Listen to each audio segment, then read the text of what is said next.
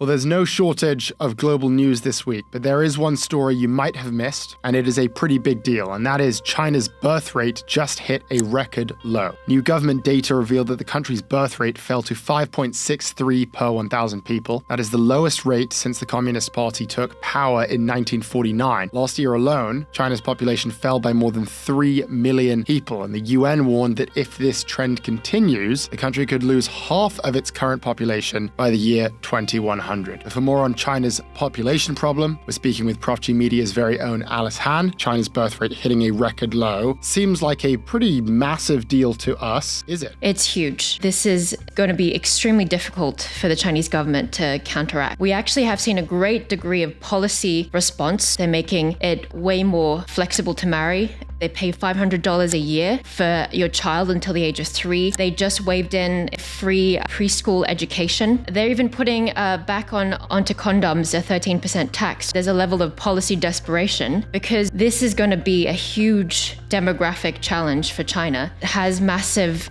growth implications and massive labor market implications. This is, no joke, a huge issue for China. From Beijing's standpoint, they look at the unrest in Venezuela, now the fiasco over Greenland, and they go, this is good. This means that the US is going to be distracted from the China challenge. And this plays into Xi's strategy, which is to divide and conquer, to divide the G7 countries from America, for instance, lowering tariffs or agreeing to bilateral trade and investment flows, using that lever to try to get the Canadians, the Europeans, and the Brits to reset their relationship, quote unquote, with China. The more that the US focuses on Greenland and invokes the ire of the Europeans, I think the more likely it is that the Europeans say, hey, China, we're willing to compromise further when it comes to the EV price minimums, and we'll be more open to Chinese investment in Europe. I sense that China feels that it is vindicated. Whether or not that maintains through 2026 remains to be seen.